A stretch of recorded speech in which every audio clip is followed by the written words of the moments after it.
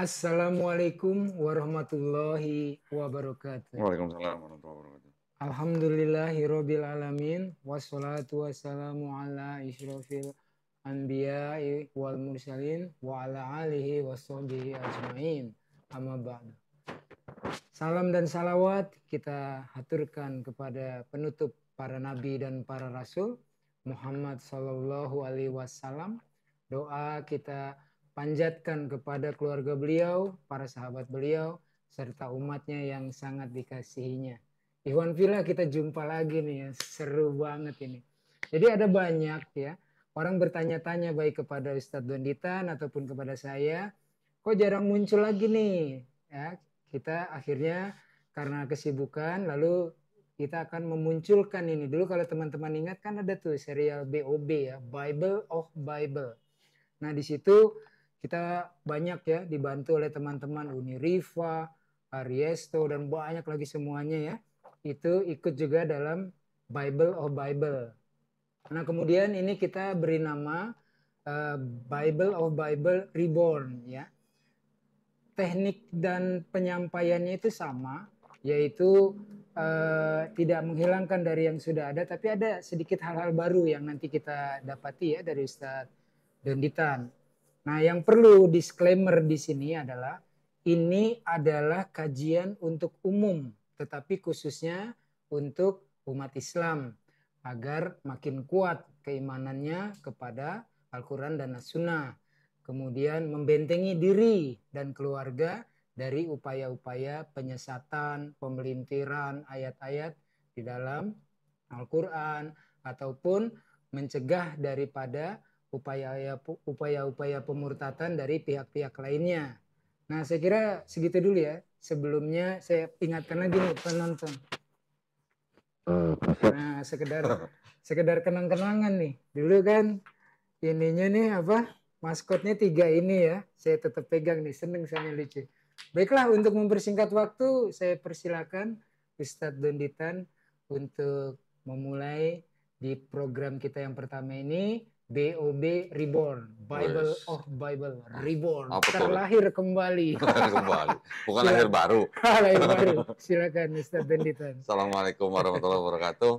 Alhamdulillahirabbil alamin wassalatu wassalamu ala Rasulillah.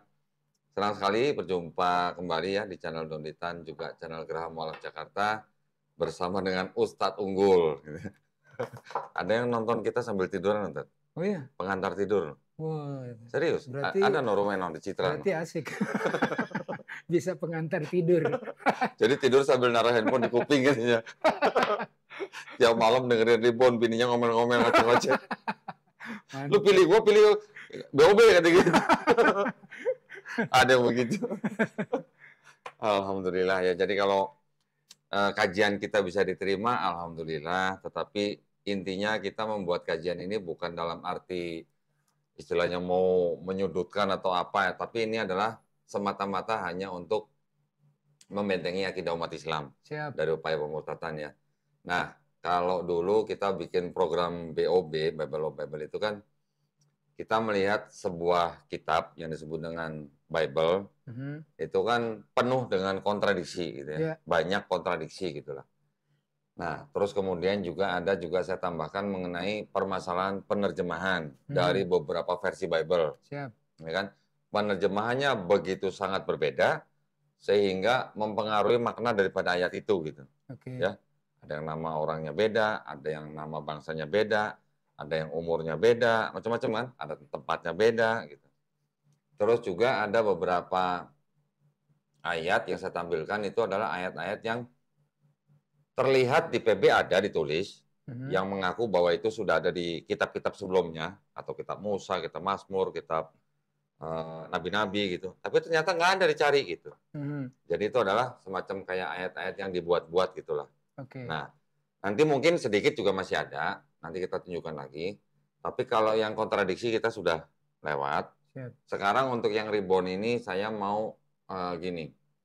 Saya ingin memperlihatkan kepada para pemirsa bagaimana kreatifnya penulis-penulis PB gitu. Kreatif ya, Tat? Kreatif. Nah, ntar kita lihat bagaimana kreatifnya ya, Tat? Kreatifnya bagaimana nanti kita lihat ya. Jadi nanti kita bisa melihat penulis-penulis PB itu mengutip daripada PL, tetapi yang dikutip juga beda-beda. Pengutipannya beda-beda sehingga maknanya berbeda gitu. Dari maksud yang sesungguhnya di dalam PL gitu. Di PB dikutip nama tempatnya, kalimatnya, narasinya. Tapi ada beberapa ada beberapa keterangan yang menunjukkan artinya jadi berbeda sama yang dikutip. Ya, nanti kita lihat ya. Nah, oke. Nah, kalau gitu saya mulai aja nih. Ya, siap. Mulai aja ya. Oke, boleh ditunjukin, Dri.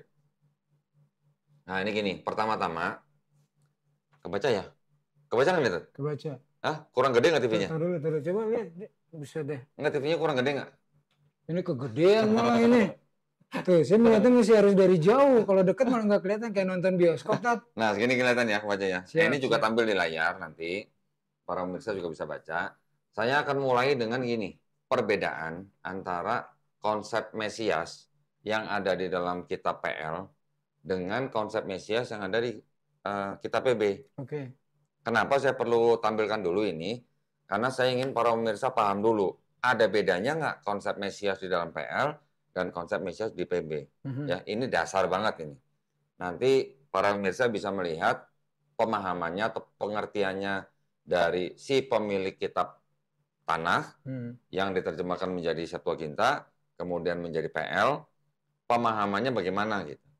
Terus di PB pemahaman Mesias itu bagaimana? Oke. Saya langsung aja bacain ya. Siap. Boleh ditampilin. Kalau di kitab Tanah, Mesias itu bukan Tuhan yang turun sendiri menjadi manusia, Tat. Oke.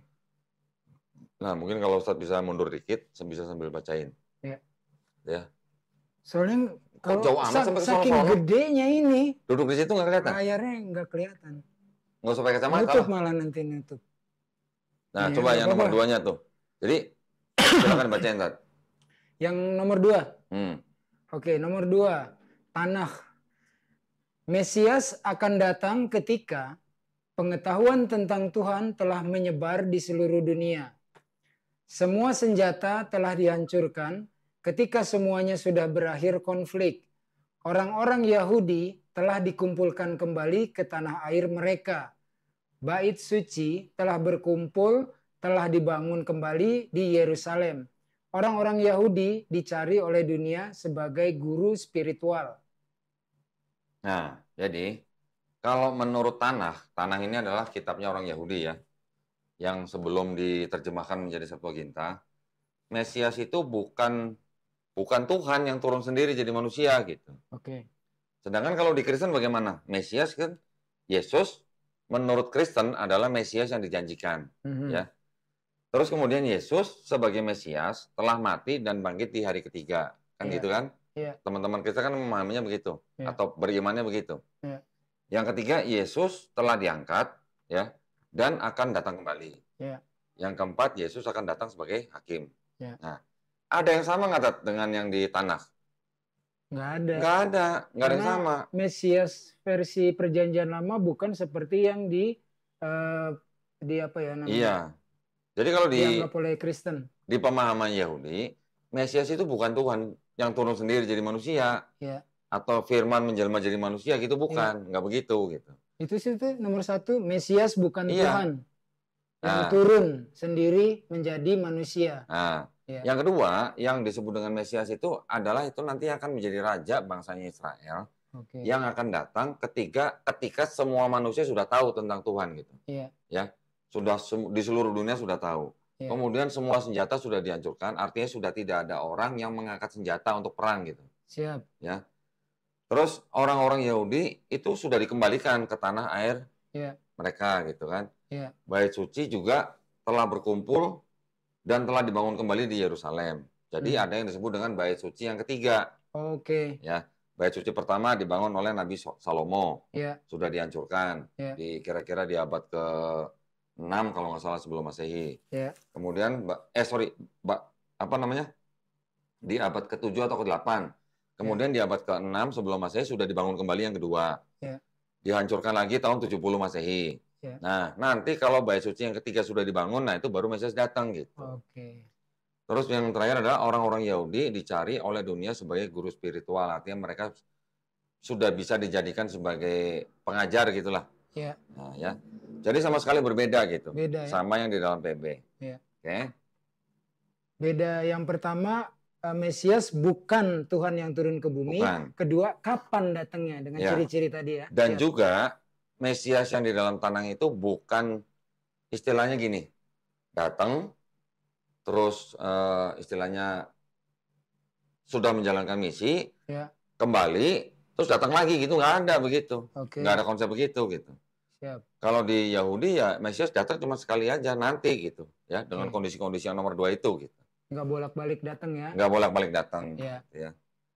Oke, berikutnya kita lihat nih. Ya. Di tanah itu nubuat atas Mesias tuh ada di ayat-ayat ini tuh. Ya. Bisa dibacain tuh, Tat. Ya. Nubuat Mesias dalam tanah ada di Yesaya 2 nomor 1 sampai 4, 32, 15, 18, 60, 15, 18, 66, 23. Di Zefanya 3 nomor 9, di Hosea 2 nomor 20 sampai 22, 2 18 20 edisi Kristen. Amos 9 nomor 13 15, Mika 4 nomor 1 sampai 4, Zakaria 8 nomor 23, 14 nomor 9, Yeremia 31 nomor 33 34, Mazmur 86 nomor 9. Nah, Kristen? kalau menurut Kristen, Mesias yang dijanjikan itu mereka mengambil ayat-ayat yang di sini, Yesaya 7:14, Ya. Yesaya 96, Ya. Yesaya 53, Mazmur 22, Yeremia 31, Ya. Hosea 11:1. Ini contoh. Ya. Menurut mereka masih ada banyak lagi, bahkan ratusan menurut mereka. Ya. Oke. Ya. Nah, menurut Kristen penggenapan daripada ayat-ayat ini itu ada di, misalnya contoh Yesaya 7:14 itu ada di Matius 1 ayat 23. Ya. Yesaya 96 Yesus itu disebut sebagai Raja Damai, Penasihat Ajaib, Bapa yang Kekal, Allah yang Perkasa. Teologinya mereka gitu kan. Ya. Terus kemudian yang Yesaya 53 itu pengenapannya adalah Yesus disalib gitu kan untuk menebus dosa manusia. Mazmur 22 itu pengenapannya di Matius 27 ayat 46, Markus 15, 24 dan 34. Ya. Yeremia 31 dianggap sebagai pengenapannya adalah perjanjian baru itu yang dinubuatkan oleh Yeremia 31 gitu. Ya. Terus kemudian Matius 2 ayat 15 dianggap menggenapi Hosea 11 ayat 1. Nah, nanti kita akan lihat bagaimana penulis-penulis PB itu mengutip ayat-ayat dari PL, kemudian ditulis di dalam PB, tetapi banyak yang tidak sama gitu, tidak sama persis gitu. Ya. Kita lihat nih slide berikutnya nih. Nah, ini contoh. Misalnya tadi kan ada tuh Yeremia 31 ayat 16 tuh. Ya. Kalau di tanah, Yeremia 31:16 itu penerjemahannya kurang lebih begini. Thus said God, a cry is heard in Ramah, wailing, bitter weeping, Rahel weeping for her children. She refuses to be comforted for her children who are gone. Ya. Di KJV boleh dibacain tuh, Tat. Ya. Di Matius 2 ayat 17 sampai 18 gitu. Nomor 17 ya. Ayat 17 sampai 18. Then was fulfilled that which was spoken by Jeremy the prophet saying. Nah, sebentar. Di situ jelas-jelas ditulis spoken by siapa? Jeremy. By Jeremy, artinya by Yeremia. Nabi Yeremia. Yeremia kan? Ya. Nah, silakan yang kuning tuh 18. Oke. In Ramah was there a voice heard, lamentation and weeping and great mourning, Rachel weeping for her children, and would not be comforted because they are not. Nah, kalau di terjemahan bahasa Indonesianya kira-kira bunyinya begini, ayat 17, dengan demikian genaplah firman yang disampaikan oleh Nabi Yeremia, ya. Jadi mereka menganggap bahwa Nabi Yeremia sudah berkata di Yeremia 31 ayat 16, apa? Terdengarlah suara di Ramah, tangis dan ratap yang amat sedih, Rahel menangisi anak-anaknya, dan ia tidak mau dihibur sebab mereka tidak ada lagi. Ya. Tahu nggak, Tat, ini untuk apa maksudnya? Ayat ini. Mengutip ini maksudnya untuk apa? Untuk nantinya dicocokkan dengan Yesus. Ya. Pada waktu Yesus dikejar-kejar oleh Raja Herodes. Ya, yang nanti menurut Markus lari ke Mesir ya. Ya, yang pada waktu Herodes mau membunuh setiap anak laki-laki di bawah umur 2 tahun. Oke, Gitu. jadi ini basicnya ada peristiwa di dalam Gospel Matius. Karena hal ini, maka Yesus, maminya dan papinya melarikan diri ke Mesir. Iya. Oke, siap. Ayat yang di Yeremia 31:16 itu dianggap sebagai ayat ratapan orang-orang yang anaknya dibunuh gitu loh. Iya. Padahal Yeremia 31:16 itu bercerita tentang apa gitu. Tidak ada hubungannya dengan pelarian Yesus dan kedua orang tuanya ke Mesir karena mau dibunuh oleh Herodes. Iya. Bacakan bahasa Indonesianya Tas biar teman-teman paham juga ya. Iya, tadi kan terdengarlah suara di Rama, tangis dan ratap yang amat sedih, Rahel menangisi anak-anaknya dan ia tidak mau dihibur sebab mereka tidak ada lagi. Iya. Itu yang dianggap sebagai orang-orang yang anaknya dibunuh oleh Herodes. Oke, paham. Ya, paham kan? Paham. Ini dianggap sebagai ratapan seperti yang disabdakan oleh Nabi Yeremia gitu. Padahal nggak ada hubungannya. Padahal nggak ada hubungannya. Yoi. Oke, siap. Tahu ya maksudnya ya? Tahu. Jadi namanya apa? Kalau inginnya sesuatu yang sama gitu dengan yang di PL. Kalau bahasa anak-anak gaul mah cocokologi. Cocokologi. Iya, dicocok-cocokin gitu kan. Nah, ini kan artinya kreatif kan berarti kan? Oh iya, kreatif bukan cocokologi, kreatif. Ini kan kreativitas nih berarti. Jadi sebenarnya itu nggak ada urusannya dengan yang cerita di dalam Matius, tetapi dikutip-kutip dianggap itu mewakili daripada kejadian itu gitu. Iya benar sih, kreatif juga tuh. Kreatif kan? Kreatif. Iya maksudnya gitu. Oke ya. Kita lanjut nih, kita lihat. Lanjut. Ada yang disebut dengan orang Nazaret. Kita lihat di Matius yang KJV tolong bacain Matius 2 ayat 23.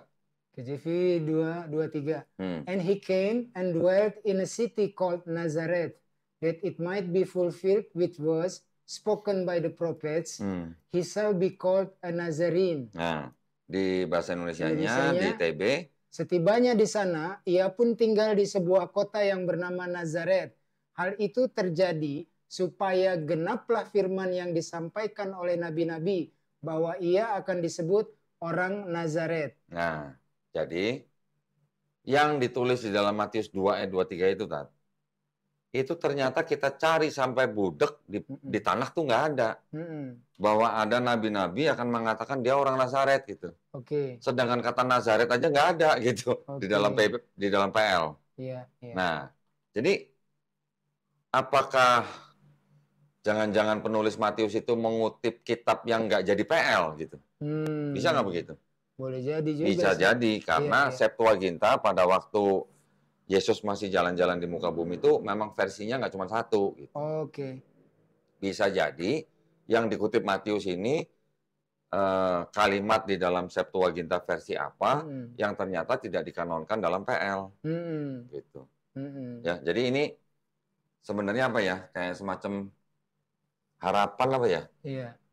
Harapan atau keinginan gitu bahwa Yesus itu nanti akan disebut orang Nazaret gitu. Iya. Padahal tidak ada nabi-nabi sebelumnya yang menubuatkan akan dipanggil sebagai orang Nazarin. Kalau kita baca begini, berarti kan kalau disampaikan oleh nabi-nabi, nabi-nabi ini artinya berarti kan sebelum Yesus. Pada zaman sebelum Yesus kan? Iya, betul. Kalau nabi yang masih ada hidup bareng sama Yesus kan paling cuma Nabi Yohanes Pembaptis. Ya kan? Nah, kalau dibilang nabi-nabi, berarti kan PL konotasinya. Iya. Ternyata nggak ada. Nggak ada, nihil. Ya. Terus yang ini, bawahnya Wah, tuh. ini favorit saya nih. Lukas, ini di BOB ada nih. Ya ada, kan kita ngasih iya. undian waktu itu ya. Nah, jadi maksud saya tampilkan lagi di sini supaya para pemirsa paham bahwa di PB itu, penulis PB itu mengutip dari PL dengan harapan orang percaya bahwa Yesus itu memang sudah dinubuatkan. Padahal tidak ada. Ternyata di tanah nggak ada kalimat begitu. Mau dibacakan? Silakan. Luke 24, verse 46, King James Version, and said unto them, thus it is written, and thus it behoved Christ to suffer, and to rise from the dead the third day. Nah, Lukas, terjemahan baru ya.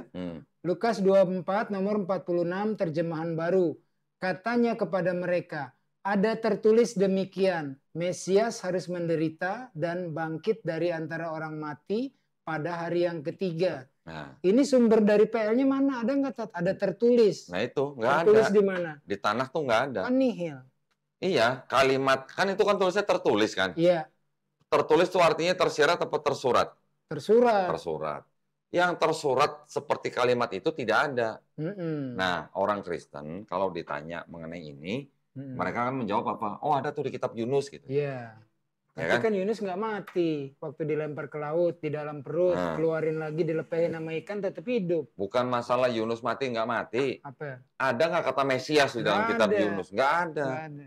Jadi kalau orang Kristen nanti ditanya, coba di pasal berapa, ayat berapa di kitab Yunus, Ya. ada tertulis Mesias harus menderita dan bangkit dari antara orang mati pada hari ketiga. Tuh. Nggak bisa sebutin Karena di ayatnya. dalam PL kan disebut tadi ya, yang di depan itu Mesias, bukan Tuhan turun menjadi manusia. Terus kapan dia turun? Jadi nggak ada memang Mesias diambil dari surat Yunus. Nah, jadi nggak ada. Nanti sebagian lagi Kristen akan menjawab, itu adanya di Yesaya 53. Ya kan? Iya. Nanti kita akan bahas Yesaya 53. Iya. Ternyata juga di Yesaya 53, dari ayat 1 sampai habis, tidak ada kalimat seperti itu. Jadi pertanyaannya kan begini, kalau di kitab Lukas tertulis seperti ini, Mesias harus menderita dan bangkit dari antara orang mati pada hari ketiga, berarti penulis Lukas yang delusional, atau kalau ini dianggap sebagai perkataan Yesus, ini Yesus yang delusional kalau begini. Kalau Yesus nggak mungkin, Nggak mungkin. Yesus raja jujur, dia menyampaikan firman yang dia terima kepada para murid dan pengikutnya. Jadi boleh jadi Lukas yang salah mengutip. Penulis ada tertulis kitab Lukas. Penulis kitab Ya. Lukas. Kira-kira gitu ya, Tante. Siap. Paham ya? Paham dong. Jadi ini adalah contoh daripada ayat-ayat yang dikutip dari yang dianggap dikutip dari Perjanjian Lama, tapi ternyata di Perjanjian Lama nggak ada. Kalau di Perjanjian Lama nggak ada, tapi di PP ditulis bahwa ini sudah tertulis di kitab-kitab Musa, di kitab Mazmur, di kitab Nabi-Nabi, tertulis demikian. Ternyata nggak ada di seluruh PL. Berarti kan kalau begitu nih bisa disebut sebagai ayat yang fabricated. Fabricated ya. Ya kan? Dibuat-buat gitu loh. Ya, paham ya? Mudah-mudahan para pemirsa paham ya. Iya. Oke, nah sekarang kita juga lihat nih contoh yang lain nih, Tat. Siap. Ini mengenai 30 uang perak. Di kitab Tanakh itu ada memang kalimat seperti itu. Ya. Ini saya langsung berikan terjemahannya dalam TB aja ya. Siap. Saya mengambil dari Zakaria 11:12. Lalu aku berkata kepada mereka, jika itu kamu anggap baik, berikanlah upahku, dan jika tidak, biarkanlah. Ya. Maka dengan membayar upahku dengan menimbang 30 uang perak. Ya. Dikutip di Perjanjian Baru di Matius 27 ayat 9 sampai 10. Nah, tolong bacain tuh, Tat. Bahasa Indonesianya aja lah. Matius 27 nomor 9 dan 10 terjemahan baru. Dengan demikian genaplah firman yang disampaikan oleh Nabi Yeremia. Mereka menerima 30 uang perak, yaitu harga yang ditetapkan untuk seorang menurut penilaian yang berlaku di antara orang Israel. 10. Dan mereka memberikan uang itu untuk tanah tukang periuk, seperti yang dipesankan Tuhan kepadaku. Nah, jadi yang dikutip oleh penulis Matius, yang mengambil dari Zakaria 11:12, itu sama kasusnya dengan yang sebelumnya. Kasusnya berbeda, konteksnya berbeda, latar belakangnya berbeda, tapi dikutip-kutip seolah-olah ini menggambarkan daripada ayat-ayat di dalam Zakaria. Padahal nggak ada hubungannya sama sekali ya. Ya, gitu. Tapi seolah-olah ini nubuatan untuk Yesus. Ya. Siap. Ya. Oke, jadi ini episode yang pertama cukup sampai di sini. Kita nggak usah bikin panjang-panjang, ya supaya 30 uang perak ini jelaskan dulu, Tat. Ini kan upahnya si Yudas Iskariot kan. Jadi seolah-olah peristiwa Yudas Iskariot itu adalah penggenapan dari yang Nabi Yeremia. Ya. Oke, namanya apa kalau gitu? Ya, kreatif. Ya, oke ya. Jadi ini episode pertama, Tat. Nanti kita lanjutkan. Mantap. Nggak berasa kan? Cepet. Baru segitu aja udah berapa menit. Oh iya, cepet itu. Padahal kita nggak ngebahas apa latar belakang dan konteks di kitab-kitab yang di Tanakhnya tuh. Ya, nanti selanjutnya mungkin kita bisa bahas agak detail apa yang dibahas di dalam kitab Tanakh itu ya, pemahamannya bagaimana dan apa yang diharapkan oleh penulis PB gitu, dengan kreativitasnya gitu. Oke. Pokoknya tenang pemirsa, nggak ada habisnya kalau kita mengikuti kajian Uncle Bob ya, Ustadz Donditan. Nah ini satu disclaimer dari saya gini. Dengan adanya kreativitas para penulis PB ya yang mengutip-ngutip ayat dari PL. Satu, jadi kan karena begitu banyaknya ayat yang dikutip dari PL, hampir 1000 ayat, ya hampir 1000 ayat loh. tepatnya itu 937 ayat yang sudah saya catat. Panjang bener ntar tuh serinya. Enggak, Bon. enggak semuanya kita bahas lah. Iya. Kemarin aja berapa Bob? 267 ya? 275. 275, bosan saya. Udah belenek. Belenek. Nggak, tapi poinnya gini. Poinnya adalah ini kita bisa pakai supaya kita mempunyai pengetahuan ini. Tujuannya apa? Nanti kalau misalnya kita ketemu dengan orang yang mencoba gitu ya, mengajak kita untuk berpindah iman, nah kita sudah tahu siap. Bagaimana mereka mengutip-ngutip dengan tujuan sesuatu yang sebenarnya kosong gitu. Kosongnya dalam arti sebenarnya itu nggak ada hubungannya gitu loh dengan ayat yang dikutip itu, nggak ada hubungannya dengan kisah yang diceritakan dalam PB gitu loh. Tetapi dikutip-kutip tujuannya supaya yang membaca percaya bahwa ini Yesus memang sudah dinubuatkan di PL gitu. Padahal tidak. Padahal tidak. Kreativitas penulis tadi. Ya, padahal tidak menurut yang punya kitab. Yang punya tanah. Otoritas Yahudi. Nah, gitu. Oke, kita lanjutkan di episode berikutnya aja. Siap. Langsung silakan tutup aja. Langsung. Ada pesan apa segala macam. Buat para pemirsa yang ingin mendukung perjuangan dakwah kami, silahkan bisa mengirimkan ke BSI ya, untuk mengirimkan donasi sodaqah atau infaknya ke nomor rekening BSI 111889988 atas nama YPM atau Jakarta, di mana nanti penggunaan dananya itu kita gunakan untuk pembinaan para mualaf, kemudian juga untuk pembangunan masjid dan pondok pesantren di tanah yang sudah kita beli, Tat. Alhamdulillah, sudah terbeli kurang lebih 2 hektar. Sekarang kita sudah mulai pembangunan masjidnya, sudah hampir selesai. Berikutnya nanti pembangunan pondok pesantren. Dan akhirnya pusat pembinaan mualaf di sana. Alhamdulillah. Ya, buat para pemirsa yang sudah mengirimkan, bisa konfirmasi ke nomor handphone 0813 9883 7007. Barakallahu fikum, semoga partisipasi para pemirsa diterima di sisi Allah Subhanahu wa taala sebagai amal jariah. Amin ya rabbal alamin. Silakan. Baiklah pemirsa ya. Kembali kami ingatkan disclaimer-nya, ini adalah kajian umum, kajian akademis, tidak mentafsirkan kitabnya orang lain. Seperti di dalam serial BOB, Ustadz Donditan mengingatkannya, kita tidak boleh mentafsirkan kitabnya orang. Sebagaimana juga kita tidak mau terjemahan Al-Quran, yang bukan Al-Quran ya, diartikan seenak-enaknya. Jadi itu pesan Ustadz Donditan kepada teman-teman, jangan mengartikan atau jangan mentafsirkan kitabnya orang lain, tapi bacakan saja data-datanya. Lalu kita lihat tadi ya, ternyata kesimpulannya kajian kali ini adalah nubuatannya itu nggak ada hubungannya dengan peristiwa di dalam PL.